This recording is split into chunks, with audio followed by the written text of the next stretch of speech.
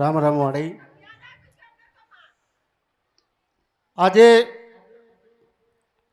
ગુરુ પૂનમ અને ગુરુ પૂનમનો મોટો મહિમા આપ સૌને ખ્યાલ છે અને આજે આપણે જેના સાનિધ્યમાં મળ્યા છે અને આપણે બધા નસીબદાર છે કે આપણને આવી ગુરુ માતા મળી છે ભાઈ. એટલા માટે એક 2 મિનિટ પ્રસાદ તો ચાલુ થઈ ગયો છે પણ એક 2 મિનિટ જ બધાએ આપણે ગુરુ મંત્ર બોલવાનો છે. ગુરુર બ્રહ્મા ગુરુર વિષ્ણુ ગુરુદેવો ગુરુર સાક્ષાત પરબ્રહ્મ તસ્મૈ શ્રી ગુરુવે નમઃ તસ્મૈ શ્રી ગુરુવે નમઃ તસ્મૈ શ્રી ગુરુવે નમઃ. એટલા માટે ગુરુ બિન જ્ઞાન ન ઉપજે, ગુરુ બિન મીટે ના ભેદ, ગુરુ બિન સંશય ના ટળે, ભલે વાંચે ચારો વેદ. આપણે તો આ ગુરુમાએ આપણને આ તો જ્ઞાનનો દરિયો છે અને આપણને કેટલું જ્ઞાન આપે છે હે. અને વર્ષમાં એક દિવસ આવો અવસર આવે આપણા ગુરુનો ત્યારે અને બીજું કીધું છે કે ગુરુ એસા કીજીએ હોય પૂનમ કો ચાંદ, ગુરુ એસા કીજીએ હોય પૂનમ કો ચાંદ, તેજ કરે પણ તપે નહીં, દે દે અપનો રંગ. માળીએ તો આપણને કેટલું બધું દઈ દીધું સાહેબ. એટલા માટે એક જે જેકાર આપણા ગુરુ માનો કરવાનો છે. 2 હાથ ઊંચા કરી અને જે જેકાર કરવાનો છે. બોલો ગુરુ માતા જોગણી માત કી, ગુરુ માતા ડવડી માત કી, ગુરુ માતા ફૂલવઈ જોગણી માત. ત્યારે રોકતી નથી દીકરા.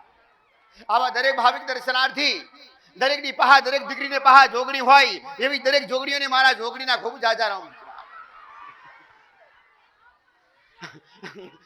એ તો કરજો ને પ્રેમ રાખજો, એ જ કરજો ને પ્રેમ રાખજો. એવી જોગણીને રાખજો ને તો મારા જેવી મારી વસ્તીના પહા જોગણી હું રહેવા વાળી ને એવી તમારા પહાઈ જોગણી હાજર રહેશે દીકરા.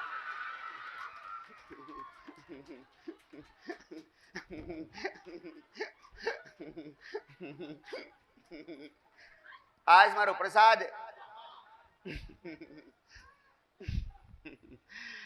આજ પ્રસાદ બધા આરક્ષિત કર્યા. ભાવિક બોલ્યો હમણો પ્રસાદ લઈ સાચો દીકરા. આયેલા દરેક ભાવિક કોઈને પૂનમનો ઉપવાસ હોય, ઉપવાસ વાળા હોય ને અને કદાચ કોઈ ઈચ્છા થાય કે આજ તો અમારે પૂનમનો ઉપવાસ તો પ્રસાદ લેવાય કે નહીં, પણ પૂનમનો ઉપવાસ તમારો છોડતા હોય ઘરે જઈને તો આજ તો મારા શરણ મારે રે, મારા શરણ મોરે નહીં છોડજો દીકરા.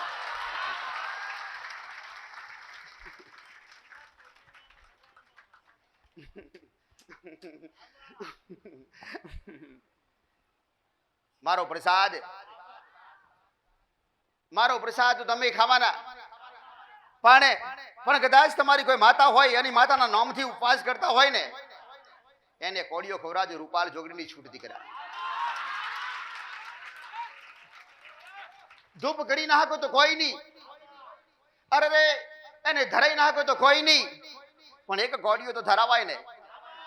કોઈ સાઉના નામથી પૂનમ કરતા હોય, કોઈ મહાકાળીના નામથી પૂનમ કરતા હોય, અરે રે કોઈ સંતની સતીના નામથી, કોઈ ખોડિયારના નામથી અલગ અલગ પૂનમ કરતા હોય, કોઈ ભગવાનના નામથી કરતા હોય દીકરા, કોઈ રણછોડરાયથી કરતા હોય કે કોઈ કૃષ્ણની કરતા હોય, ગમે તે ભગવાનની હોય કે ગમે તે દેવી શક્તિની પૂનમ કરતા હોય, એ પૂનમ વાળા દીકરા.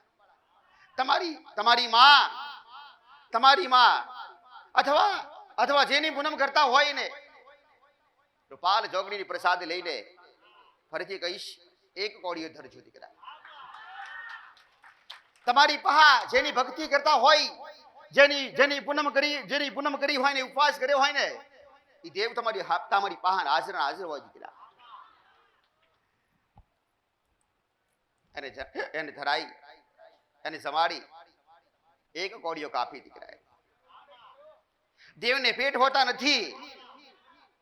દેવને ભણું ભરી એક ભણું કે બે ભણા આલો ને તો દેવ રાજી રહે એવી વાત નથી.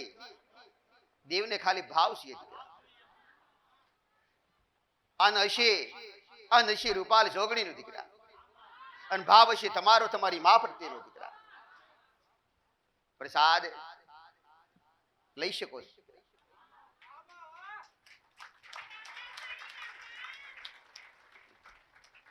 આવો કોઈનો પ્રશ્ન બને કે ના બને? કઈક દીકરીઓ બેઠેલી કઈક નો પ્રશ્ન આવો હોય કે માં આજ તો પૂનમ, આજ પૂનમ હોય એટલે ઉપવાસ હોય તો મારાથી પ્રસાદ લેવાય કે ન લેવાય? દીકરા આવો પ્રશ્ન ઉભો થતો હશે પણ કોઈ કહી શકતું નથી. દીકરા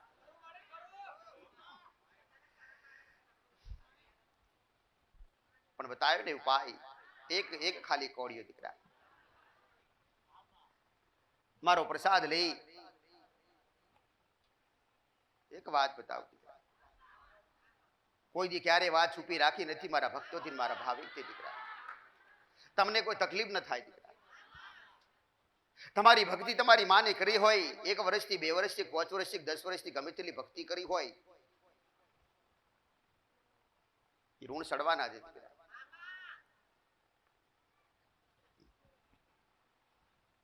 લાવો મારો પ્રસાદ.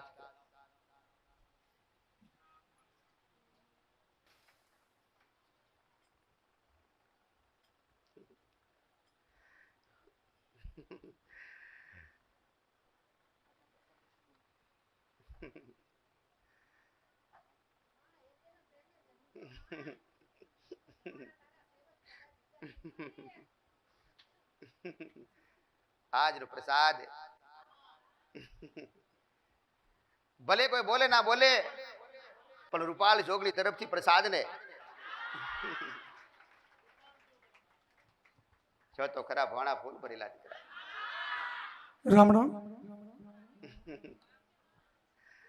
આજનો પ્રસાદ માં આપણે જેને ગુરુમાં માનીએ છીએ એની વસ્તી તરફથી આજે આજના પ્રસાદમાં છે બટાકાનું શાક, શીરો, ખમણ અને દાળ ભાત. બધા ખૂબ પેટ ભરીને જમજો. સર્વે રસ્તામાં કોઈ રાહીદર હોય, કોઈ વ્હીકલ લઈને આવ્યા હોય, ગાડી લઈને આવ્યા હોય, એ બધાએ પેટ ભરીને જમજો. અને મહાપ્રસાદ. દીકરા મહાપ્રસાદ. મહાપ્રસાદમાં કોઈ પણ જગ્યાએ કોઈ પણ સાનિધ્યમાં કોઈ પણ જગ્યાએ શીરો હોય ને, શીરો એને મહાપ્રસાદ બોલતા હોય. મહાપ્રસાદમાં. અને આજે ગુરુ પૂનમ નિમિત્તે આપણે જેને ગુરુ માનીએ છીએ એમના તરફથી મહાપ્રસાદ. એટલે આજનો પ્રસાદ ગુરુ પ્રસાદ.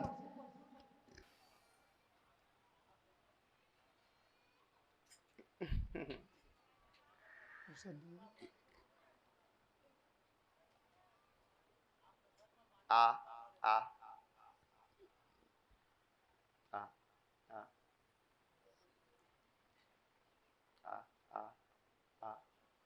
મહાપ્રસાદમાં શીરો, ખમણ, બટાકાનું શાક, દાળ ભાત અને પૂરી, જે પેટ ભરીને બધા મહાપ્રસાદ છે. અને મરચા, ખમણ મહાપ્રસાદમાં, ખમણમાં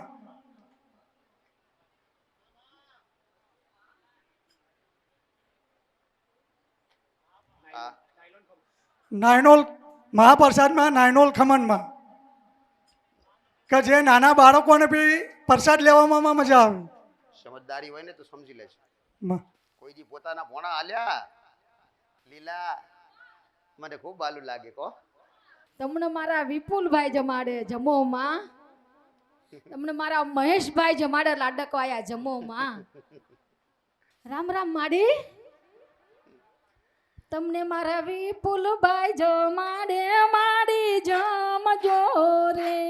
મારા વિપુલભાઈ જમાડે માડી જમજો રે. એ મારા મહેશભાઈ જમાડે પ્રેમે જમજો માં. હે મારા મહેશભાઈ જમાડે હે તે જમજો માં. મારા સુરેશ મામા જમાડે માડી જમજો માં. હે માડી હે તેને પ્રેતે માડી જમજે માં. હે માડી અમીના તું ઓડકાર લેજે માં. આ તારા ગરીબ ઘરનો પ્રસાદ માડી જમજે માં. આ તારા ગરીબ પરિવારનો પ્રસાદ જમજે માં. રામ રામ માડી. ભલે ભલે ભલે રામ. ગુરુ પૂનમનો દી આજ રૂપાલ જોગડીના સાનિધ્યમાં આયા હશો ને. આયેલું એડી જવાના દી રૂપાલ જોગડી.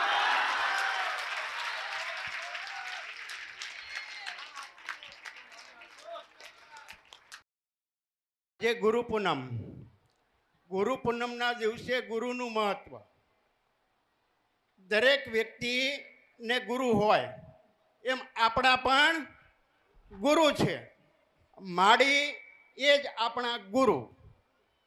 માડીને આપણે ગુરુ માન્યા અને ગુરુ પાસે આપણે જ્ઞાન લેવા આવીએ અને ગુરુ આપણને જ્ઞાન આપે. કેવું જ્ઞાન આપે કે આપણા જીવનમાં અંધારું છવાઈ ગયું હોય, ચારે બાજુ અંધારું, કોઈ જગ્યાએ આપણને બહાર નીકળવાનો માર્ગ ન મળતો હોય, રસ્તો ન મળતો હોય, જ્યાં જઈને ત્યાં તકલીફ મુશ્કેલી આવતી હોય.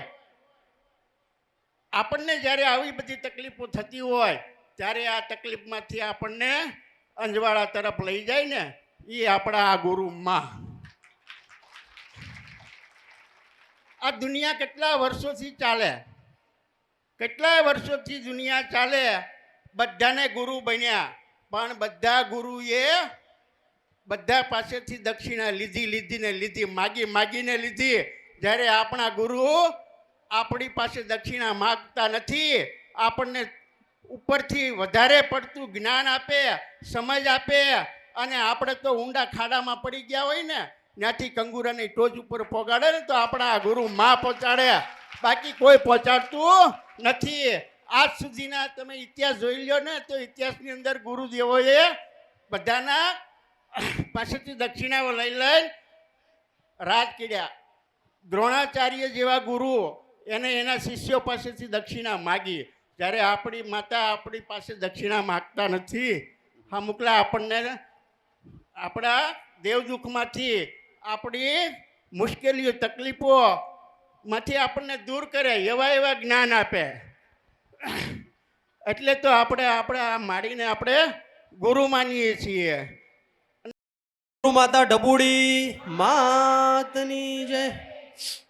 અત્યાર સુધી તમે કદાચ કોઈ પણ સાનિધ્યમાં ગયા હોય, કોઈ પણ સત્સંગમાં ગયા હોય, પણ એક રૂપાલ જોગણીમાંનું સાનિધ્ય અને એક રૂપાલ જોગણીમાંની આ સતની ગાદી અમર છે યુટ્યુબમાં.